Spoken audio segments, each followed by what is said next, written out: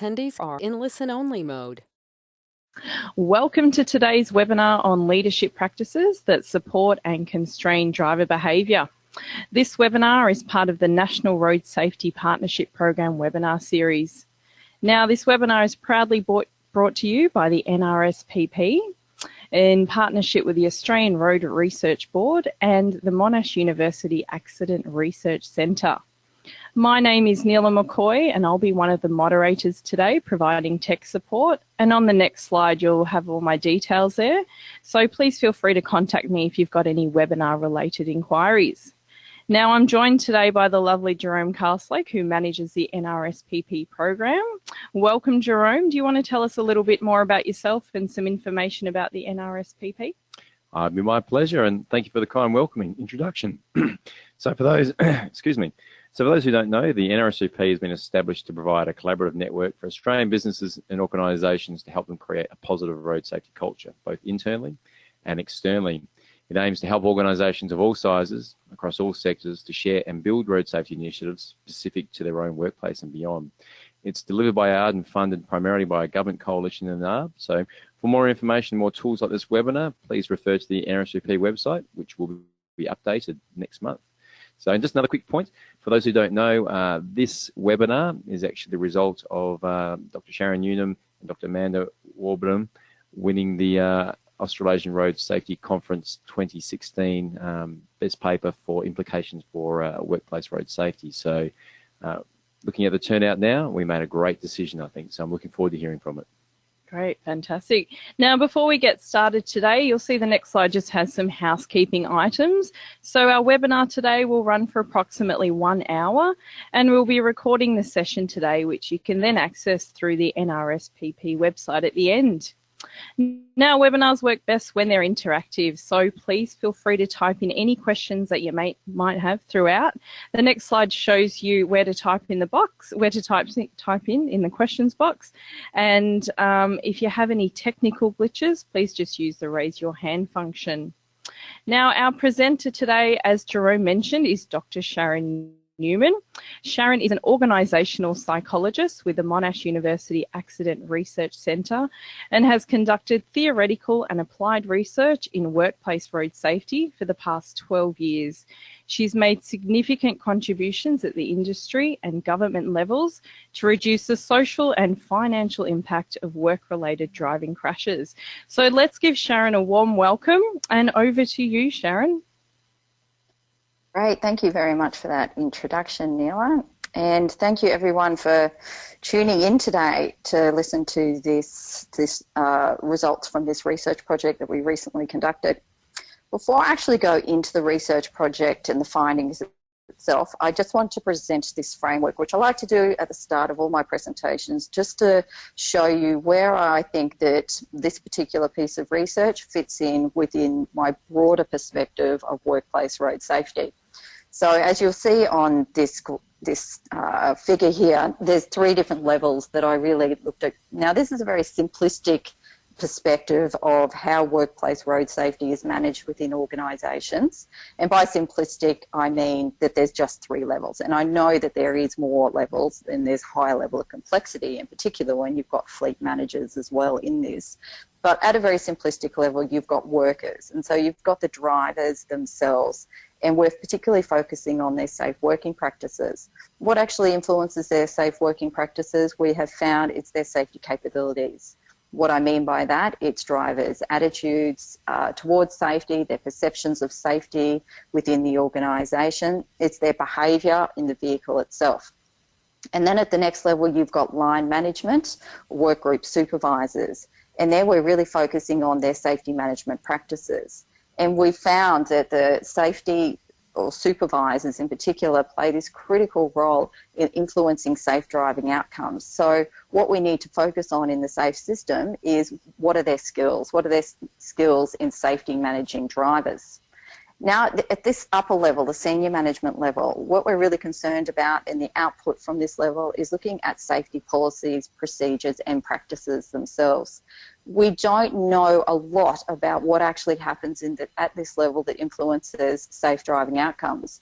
We do know that management commitment to safety is a strong predictor of safe driving outcomes, but beyond that, we're not actually quite sure. Now, I'll just go on to this next slide. What we're actually found, I should actually talk about the research today. A lot of the research in this area which I've conducted has been conducted in light vehicle fleets. So we're talking about fleets and vehicles that are less than 4.5 tonnes, just to provide some context to start off with.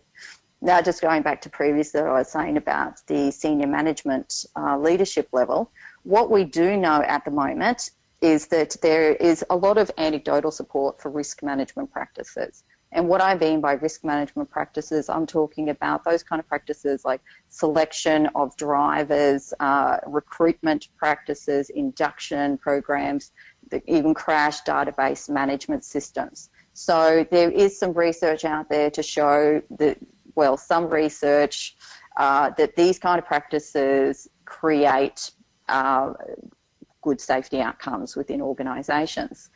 However, what we don't know at the moment is about these more operational systems. So what goes beyond risk management practices of leaders, and how do those practices actually influence safe driving outcomes?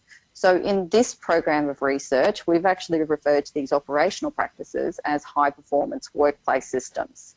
So in the literature, high performance workplace systems are those HR practices, human resource practices, such as communication, promotion, appraisals. How these systems are actually set up in an organisation to help the operation of the organisation. A lot of past research has found that these HPWS practices are effective in improving performance and efficiency within an organisation.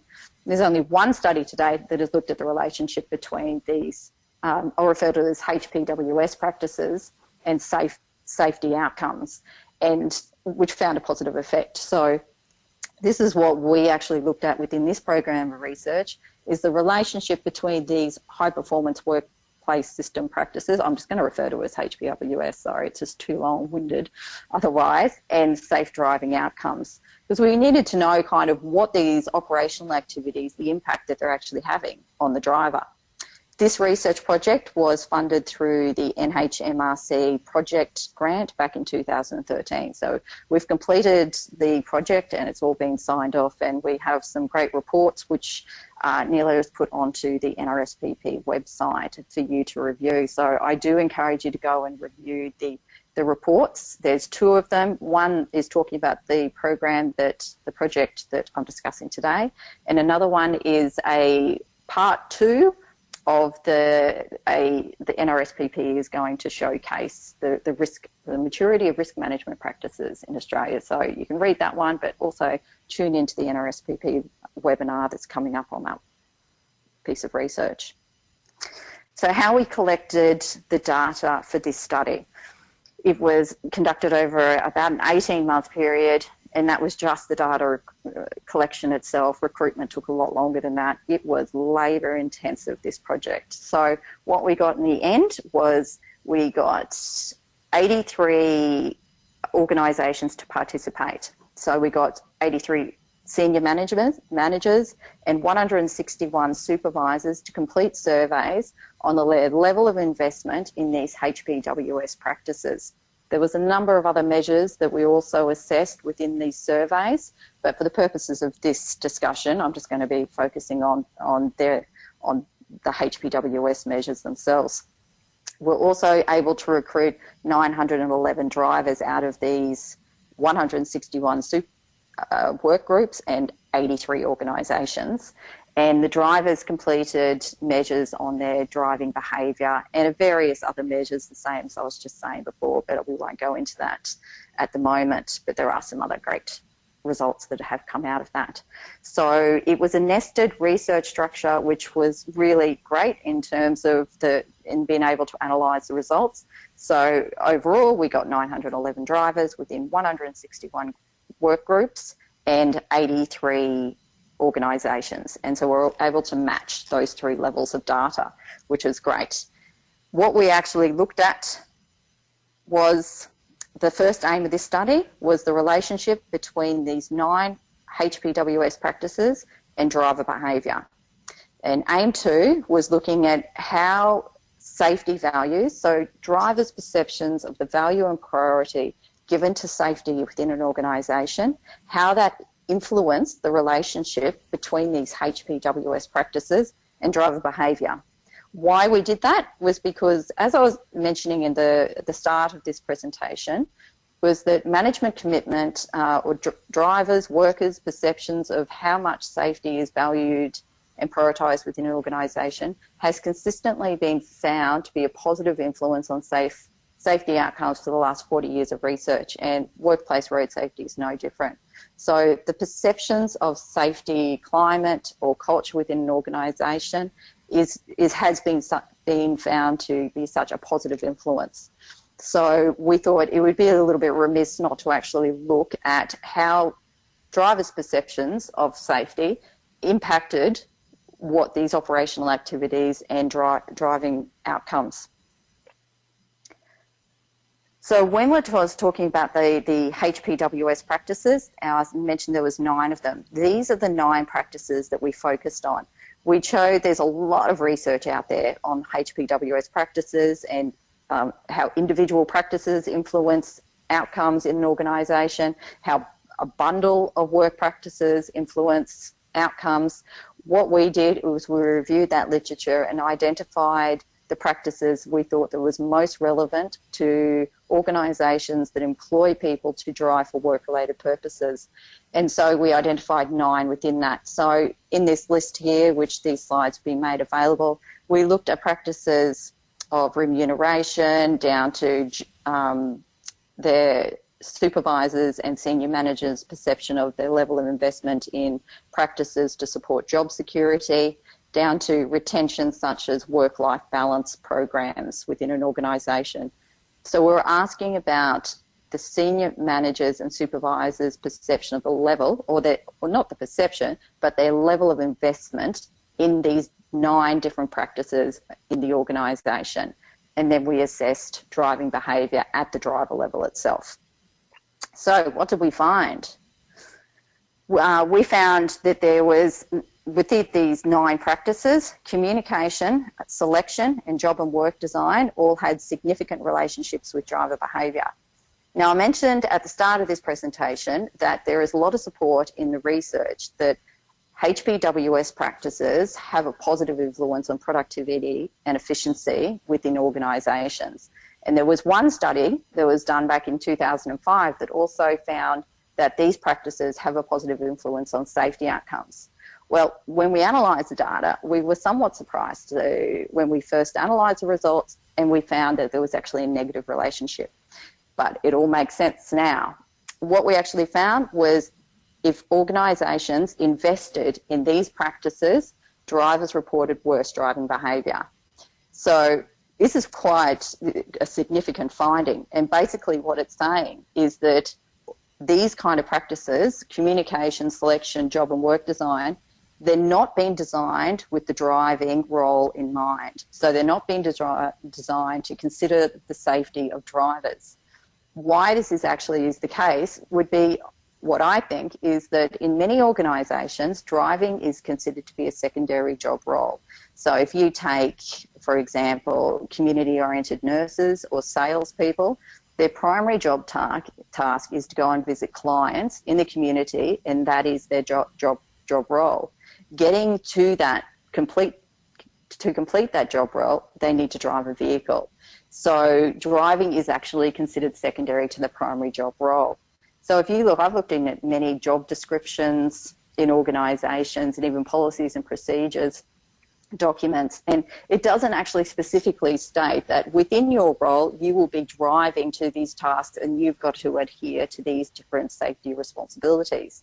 But the focus is on productivity and efficiency. So I think what this is actually saying is that these practices aren't being designed to improve safe driving behaviour, which is quite a significant finding. And I think one of the other reasons is because I think organisations, they invest in risk management practices such as the crash database systems. There's some other systems where you actually look at specifically recruiting people to drive for for work purposes themselves when driving is their primary job role. But if you've taken care of all of these risk management practices, it's believed that the organisation is set up basically to deal with the safety of drivers. So this is actually saying, no, it's not. Risk management practices are actually operating somewhat in a silo to these more operational activities as we've operationalised through HPWS practices. The second aim, again, was to look at the relationship between these 9 different practices and driver behaviour and how safety values impacted those relationships. I think this is one of the most exciting findings. We actually found that there was a significant relationship between organisations' level of investment in the remuneration practices and driver behaviour, and we actually found that to be a positive relationship. So drivers reported safer driving behaviour if organisations invested more in remuneration practices.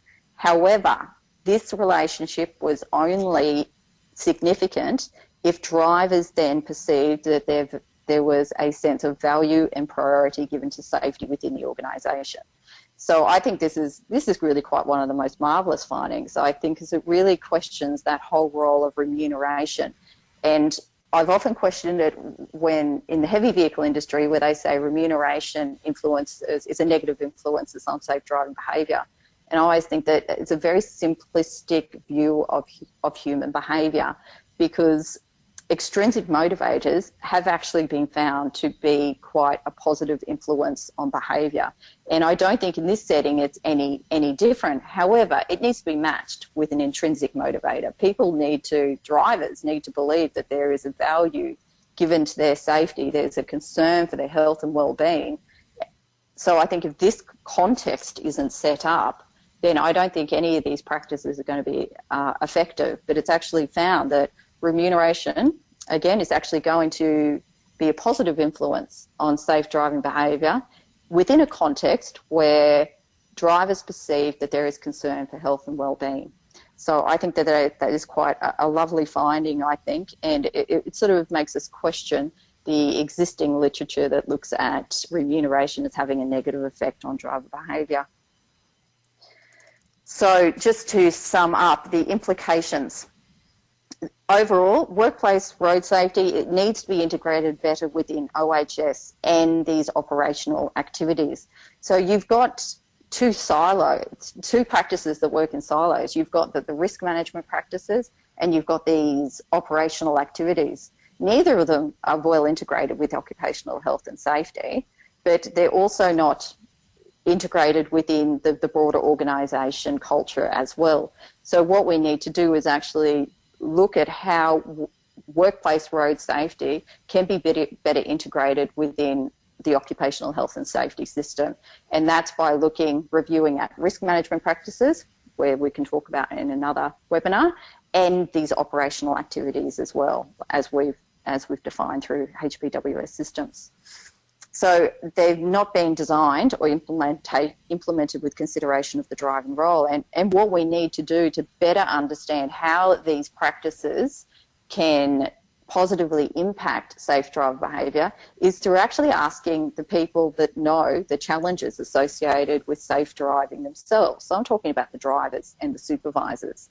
So I really don't think it's as effective as senior leaders coming in and going, okay, we're going to be developing, redesigning our policies, procedures and practices to better align with the driving role without actually having consultation with the drivers and managers, fleet managers as well within that process.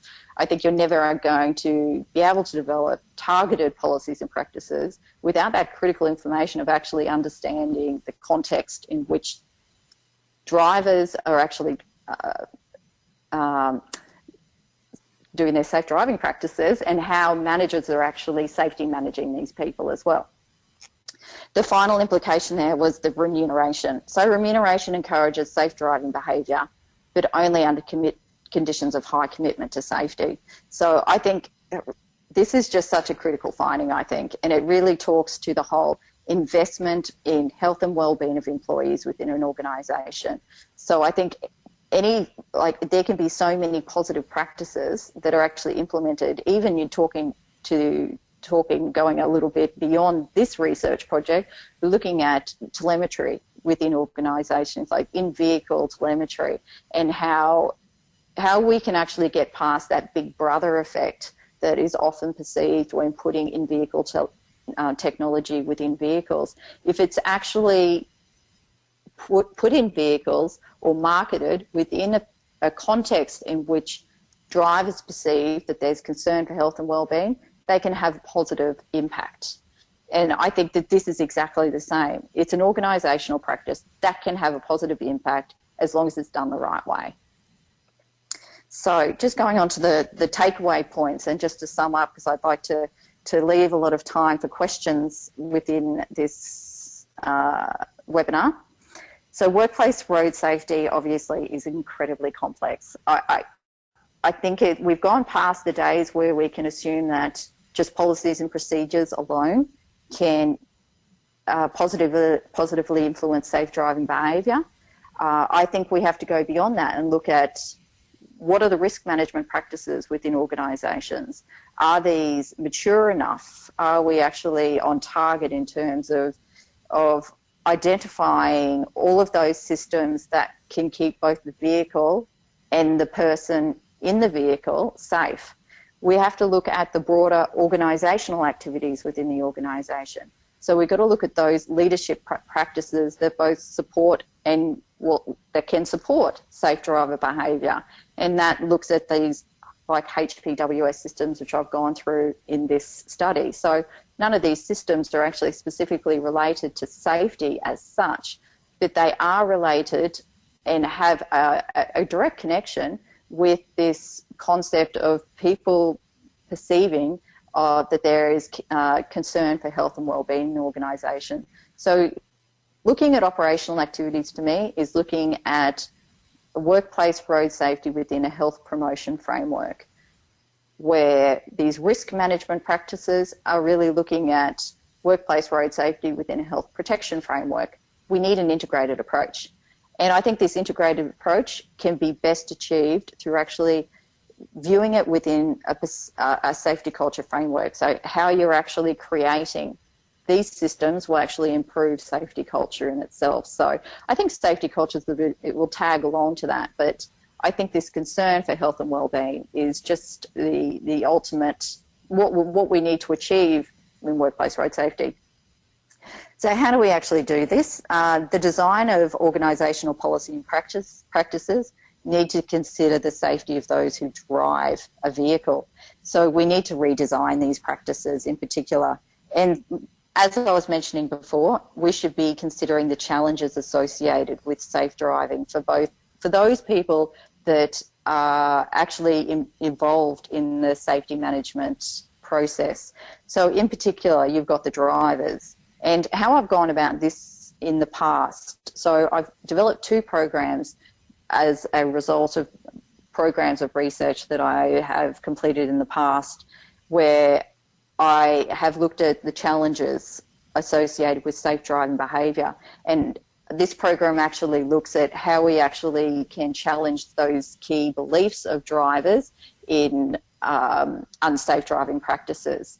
And the process around that is really understanding what are the factors influencing the safety of drivers, why do they think these practices actually occur, so getting them to list in work groups the challenges of, or the reasons why they're actually engaging in unsafe driving behaviour.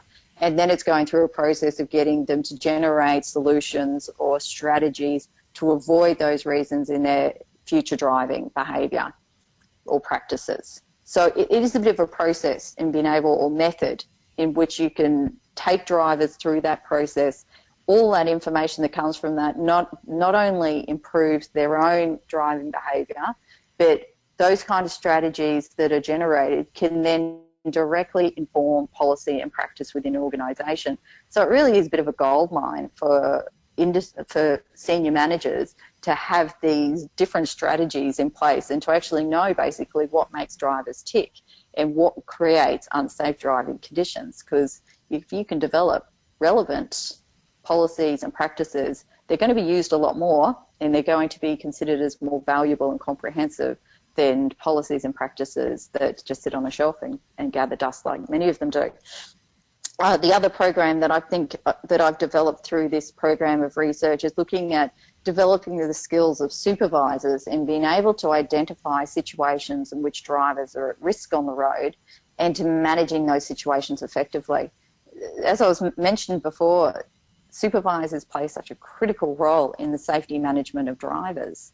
So in being able to develop those communication skills of supervisors, in having those difficult discussions with drivers, understanding what are the challenges in achieving safe driving behaviour, from individual motivations to workplace pressures, is really critical within the role of the supervisor.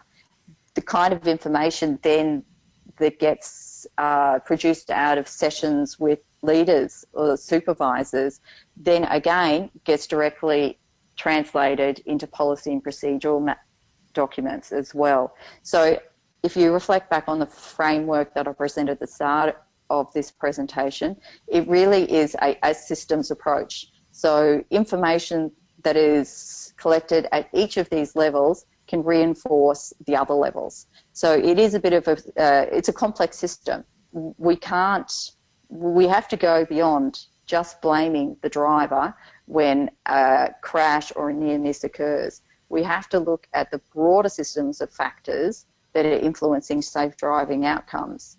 And as many of you know, in the past, we've just focused on the driver and their attitudes and beliefs, but recent research has found that supervisors play such a critical role, and this research that I've just presented is looking at the leadership practices themselves and how they support and constrain safe driving behaviour. So I think we need to look at the whole system and how all of these elements interact to create safe driving behaviour within an organisation. And I think this can be achieved through looking at the redesign of our current systems.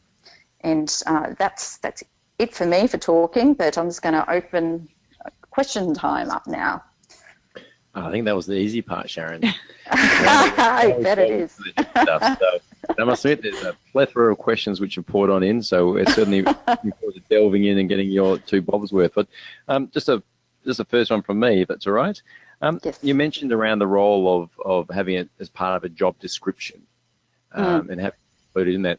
If it's part of your job description, how would you go about measuring the safety driving performance as well? I think that it has to be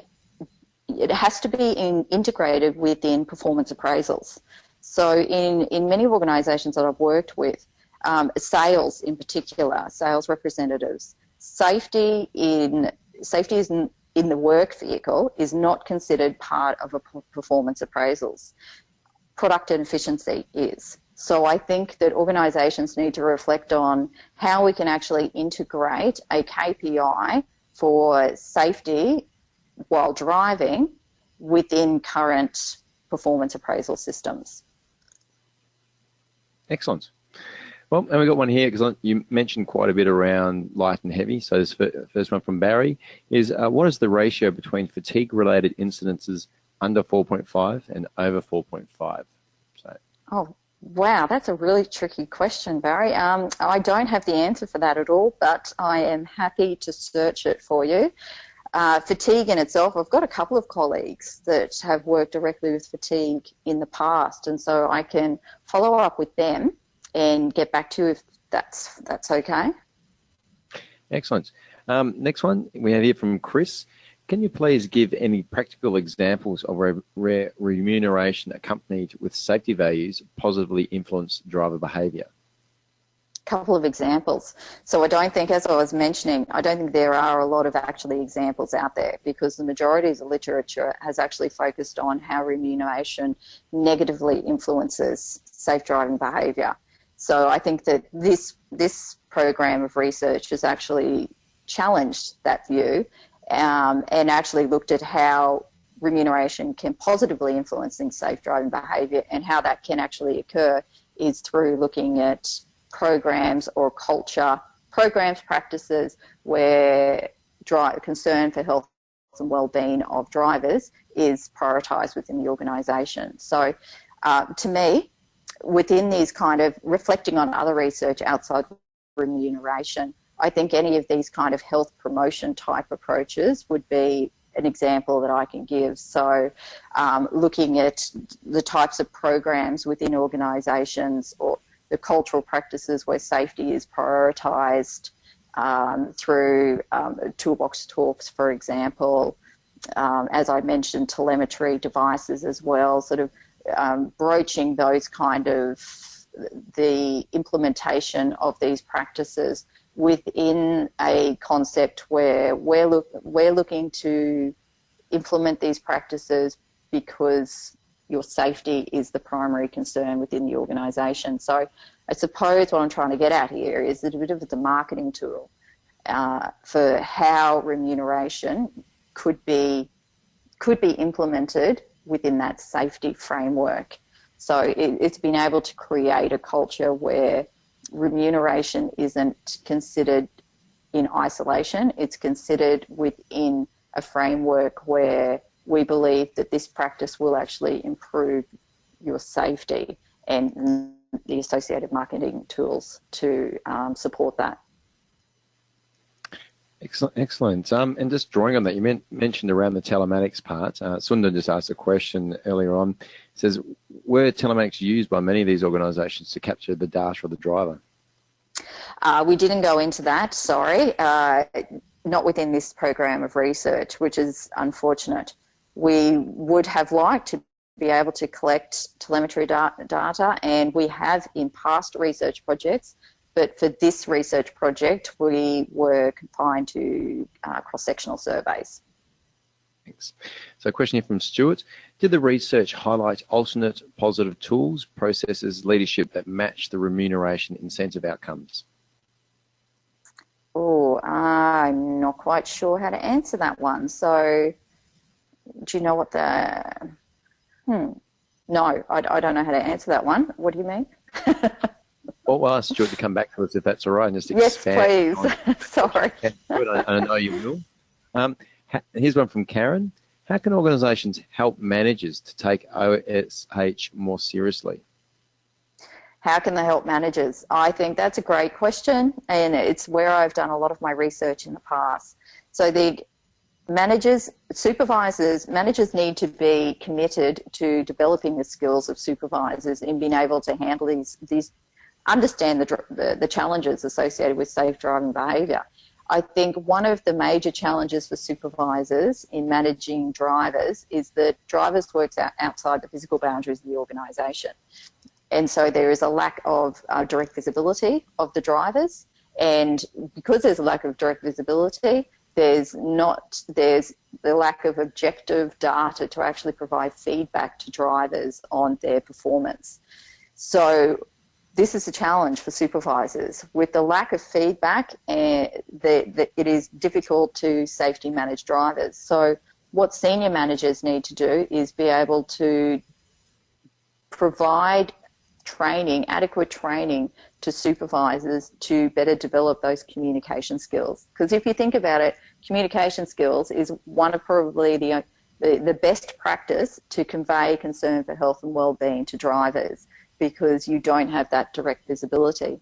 So engaging in these difficult conversations, understanding why they're actually engaging in unsafe driving behaviours, from, as I was saying before, from the pressures in the workplace to issues in their home life. So it is having those conversations, really, is what I'm trying to say. And I mentioned the program that we've developed at Newark that actually specifically aims to do that, is to better equip supervisors to have those conversations with drivers. So I think that's what senior managers actually can do. Excellent. And next question here from Martin. As road traffic itself is a hazard, how should staff who drive to be engaged in working through the hierarchy of control in an organisation, starting with elimination? Okay, could you say that question again? Sorry. Certainly. As road traffic itself is a hazard, how should staff who drive be engaged in working through the hierarchy of control in organisations, starting with elimination of the task? Elimination of the task, as in, I'm not sure how to answer that one. I guess it'd be how do you actually work through and choosing, I guess, is there other ways around road transport? I guess, is that the point, Martin?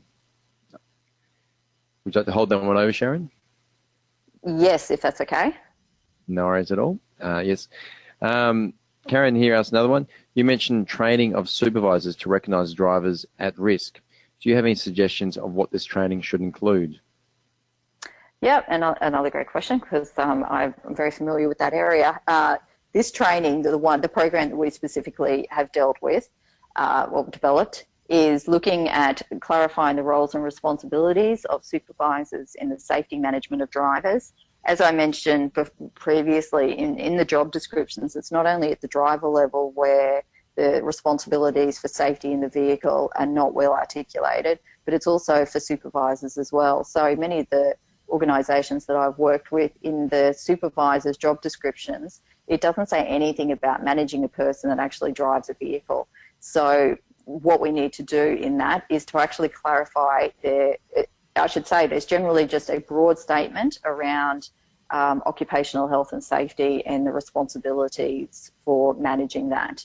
And so it's clarifying that workplace road safety does fit in within the occupational health and safety responsibilities of the supervisor, and clarifying exactly how those responsibilities should be enacted when it comes to managing a person that works outside the physical boundaries of the organisation. The next part is really about how to best integrate safety management for occupational drivers into existing work role tasks.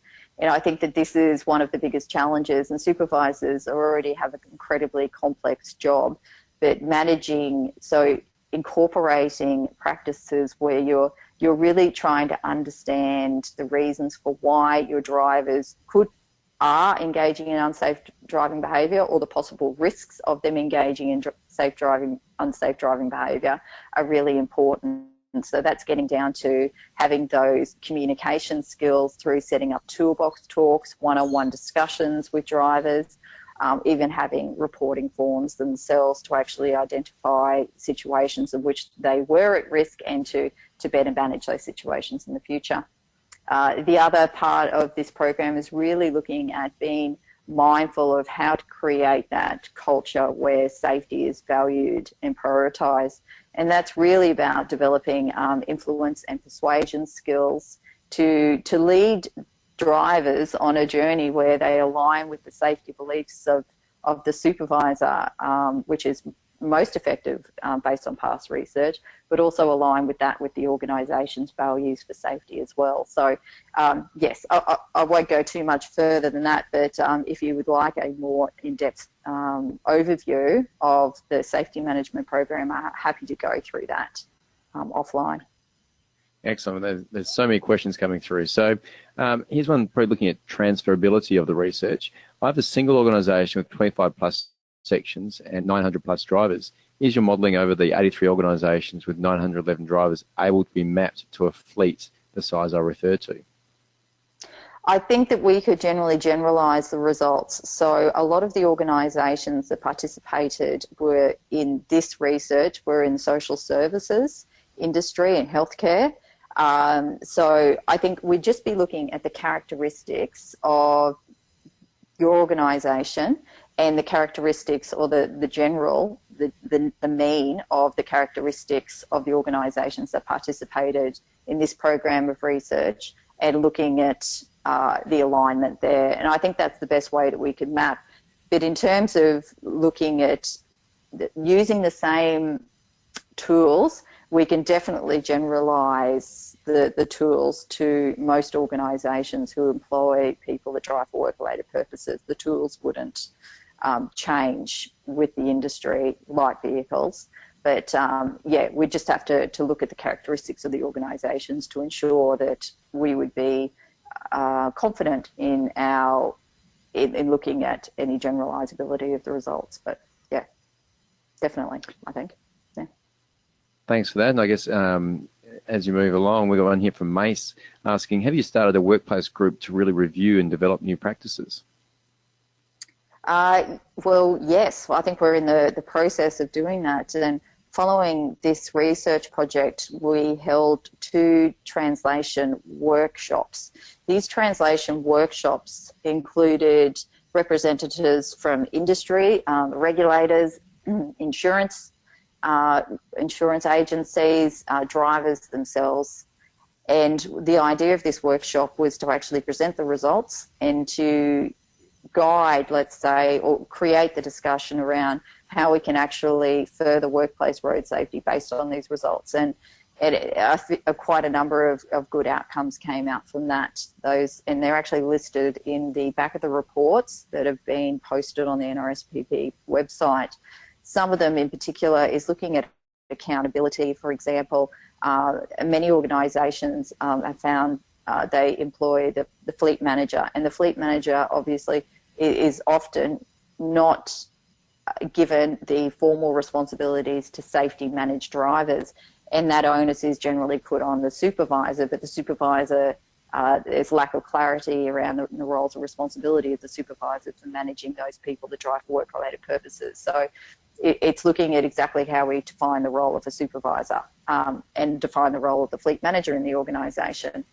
Other outcomes that came out from that discussion is we know these systems work in silos, the operational practices and the risk management practices, but how we actually look at an integrated framework and supporting business in developing a business case for convincing management to actually invest in looking at how we can actually redesign these practices as well. But there's more information about these particular outcomes at the end of the reports.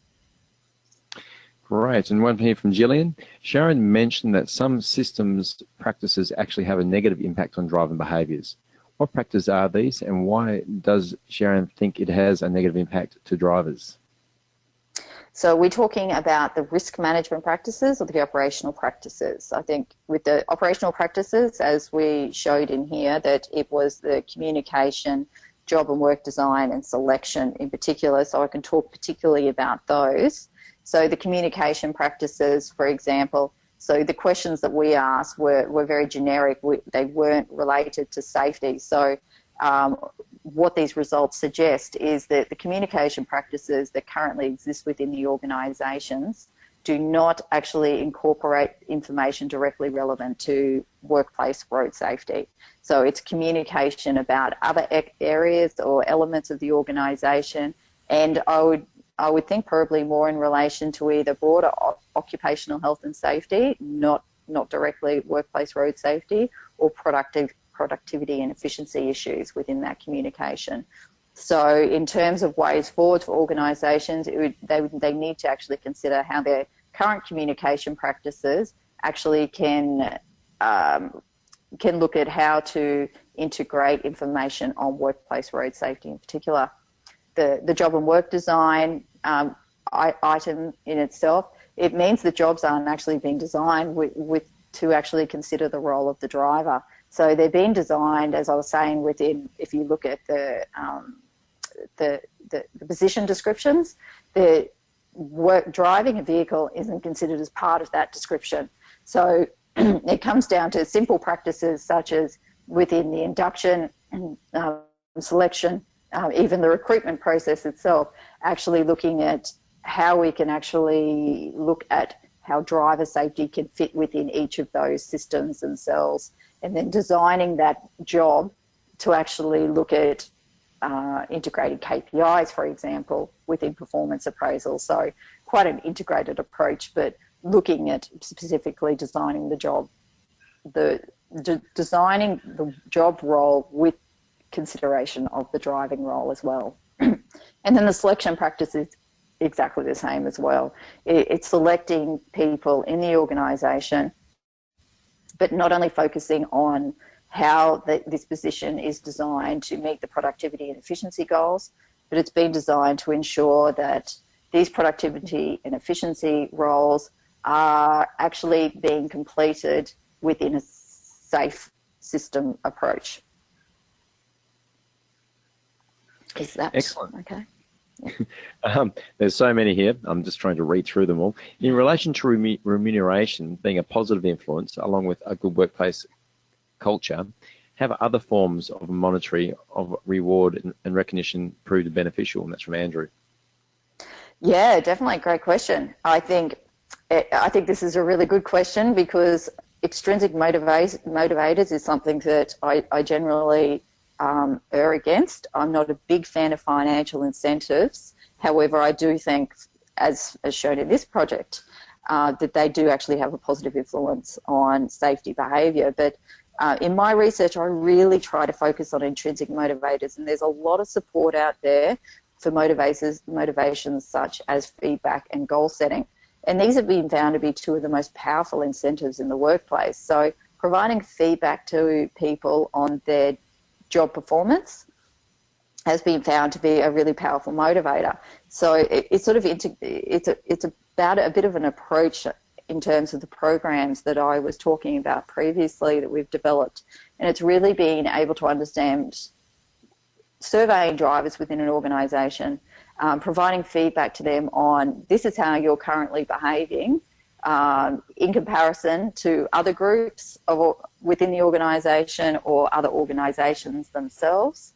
So feedback, particularly from a workgroup supervisor, is found to be one of the best motivators of change within an organisation. So feedback in particular, as well as feedback, you can actually do the goal setting exercises as well. So looking at how goals, that feedback can actually inform or motivate future behaviour has been found to be one of the best motivators of change as well. So there's financial incentives, and then there's these behaviour modification techniques, and that's where that's where I focus majority of my research is on how feedback and goal setting can be used in workplace road safety. And it's really the basis of what the new workplace road safety training packages are about, actually.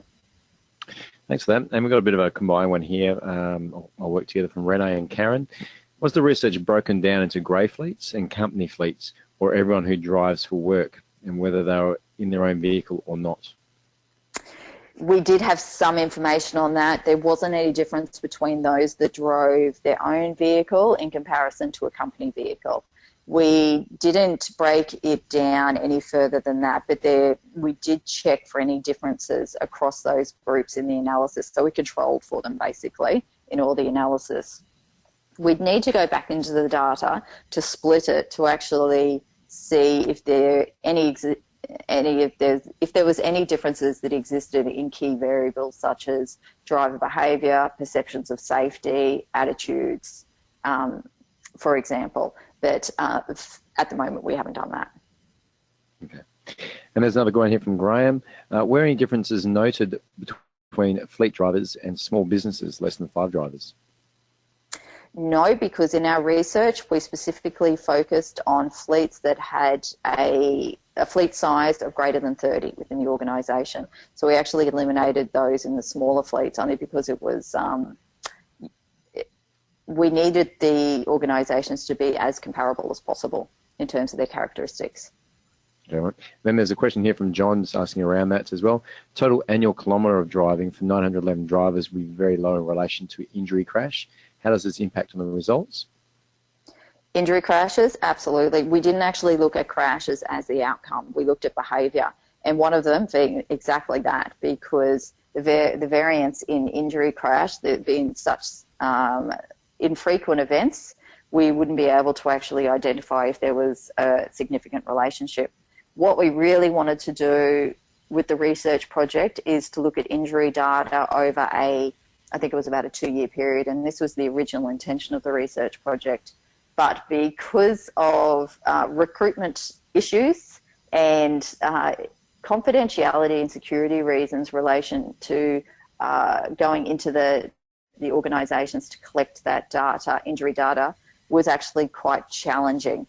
WorkSafe Victoria was fantastic help in being able to recruit many of the organisations, but being able to look at the injury data within those that we were able to recruit through WorkSafe was just, we were talking, the process would have involved getting clearance from 83 organisations, to access their injury data. And there's just a little bit of lack of, there's too much curiosity around, I suppose, why you actually want to access the data. And many of them many organisations aren't comfortable with that, which is fair enough too. Excellent. Were there any organisations in this study that were certified to the ISO 3900 and 2012 at all? I really don't know. No, we didn't get that information. We reflected on that within the risk management report that as part of this project, which is attached to the NRSPP website now, but we didn't directly assess that. No, sorry. Okay. So how might we improve safety of our young drivers through workplace safety culture, from Tanya? Young drivers. Yeah, I think that's a really good question. And generally for workplace road safety, the average age in the sample in organisations that I've worked with is around 40 to 45. So they'd be classified more as experienced drivers than young drivers. How we can actually, if you're talking about a society where there's going to be more young drivers going into the workforce that are needing to drive a vehicle, well, I think that's going to be an ideal question that needs to be answered. And I think it probably starts more in the schooling system itself, is looking at how we can actually better equip drivers at a young age to drive safely, and then hopefully this filters through to the workforce as well. But I think specific practices focused on young drivers within the workforce, I'm not familiar with any of them that are happening at the moment. I think there's also opportunity to actually look at how, saying that, I say there's opportunity for employers to actually invest in programs that actually consider workplace road safety, and how family members can actually also be involved in workplace road safety programs. So then it's kind of considering, I suppose, the role of how family influences safe driving practices within the workplace, and how safe driving practices in the workplace can also influence family members as well. So if organisations would take that more corporate social responsibility perspective, you could look at how the workplace could then influence young drivers as well from a corporate social responsibility angle. And a question from Philip. By unsafe driving behaviour, do you mean illegal driving behaviour, or behaviour not aligned with policy procedures, or both, or something else? Both, definitely. Yeah, that's a good thing to clarify. And the questions we're talking about, when I've got a 12-item measure where I look at driver behaviour. So, I mean, driving behaviour is incredibly complex. So many of you are probably thinking 12 items. Wow, that's simplistic. But it's trying to best identify those practices most relevant to the work-related driving task. And 3 of them specifically ask about overspeeding violation, overspeed, or driving over the limit. The other items look at how rule violations, inattention while driving. So inattention itself is not a legal practice as such, but thinking about work tasks, thinking about the next client, thinking about your driving destination. Again, it's unsafe. And tiredness as well. And this tiredness is really about nodding off at the wheel. Again, not exactly illegal behaviour, but certainly an unsafe driving practice. Great. Question here from Claire. Do you have any specific guidance for employees who would like to run some sort of workshops where you explore why drivers engage in unsafe behaviours? E.g., what sort of questions would you ask? That's. I think I've actually posted because it directly relates to the programs that we've developed at MUARC. I have provided brochures to 2 programs that we've developed on the NRSPP, and they've posted that on the NRSPP website. So it's really about surveying drivers in the organisations to start with, to find out the current driving practices, the factors influencing their safety, and general organisational characteristics, so how often they drive, the driving conditions, and then looking at even how these kind of the results of that compare to other organisations as well. So it's part of the program that we have designed, looking at surveying. This survey is part of the program that we've actually designed, and it gives insight basically into what are the current issues within organisations. So it's very much a tailored approach. So the program always starts off with a survey, because otherwise the program, it's not relevant if you're going to, if it's going to be generic, basically. So if you wanted more information about that, please contact me, but the brochures themselves are posted on the website. Great. We've got another question here about the research. Could you provide the types of businesses that provide information and how many were actually involved in the freight task? Could you say that question again? Sorry, Jerome. Could you provide information with regards to how many were involved in the freight task? So I guess how many were freight-orientated vehicles and how many were probably other sort of general fleet vehicles? I don't have that information at the moment. In terms of freight vehicles, we're talking about light vehicles in particular, talking about people that drive at least once per week for work-related purposes. So not professional drivers. The majority of the organisations that did participate were in the social service and healthcare industry.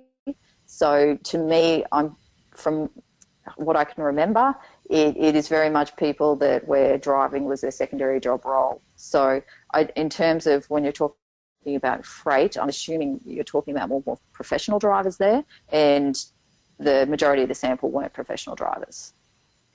Thanks. So, and if I was an employee or potential employee for an organisation and I was tossing up between 3 or 4 to go work in, what would I look at to see what sort of safety culture they're going to have if I was going to be driving as part of my job? I would be looking at practices such as if, for example, the recruitment process, does it actually state that you're going to be driving a vehicle for work purposes, and the types of inductions that you get around driving a work vehicle. I know in many organisations, and I can basically go through this very briefly, but the next instalment of this research project was looking at the maturity of risk management practices in Australia in workplace road safety.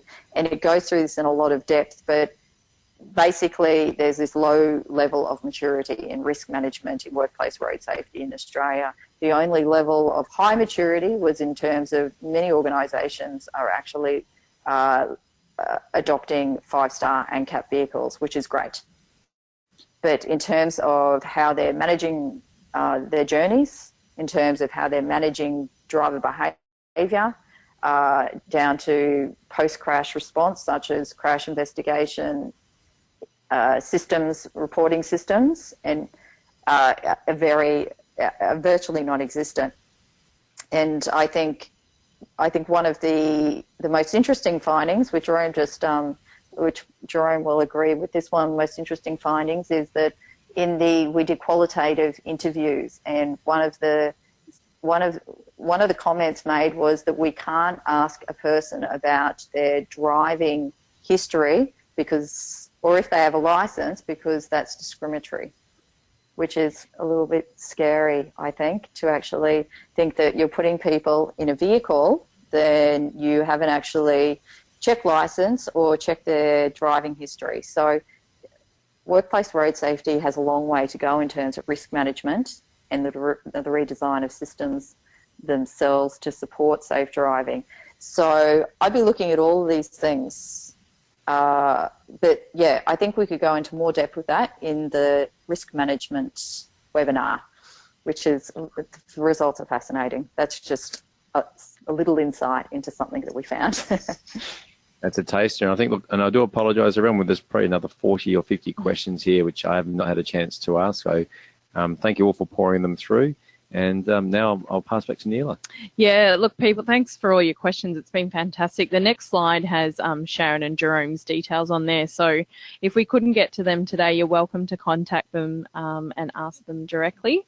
Our next slide just shows what's next for the NRSP program, and we'll have another webinar on the chain of responsibility for organisations that contract third-party logistics, and that's coming up at the end of August. And just to wrap up today, we'd just like to draw your attention to ARB's next conference, that you can save the date if you're interested. And just to wrap up today, I just want to thank everyone for joining us today. Thank you, Jerome and Sharon. We'd love to hear your feedback that's going to launch via a survey, and we hope that you'll all join us again for future webinars. So thank you, Sharon, again, and thank you, Jerome. Thank you. Neela, can I just mention too, if there are any questions, please just send them through to me by email. Even if there are over 40 questions, just send them through. I'm happy to answer. Okay, fantastic. Thanks so much, Sharon, and thanks again, everyone.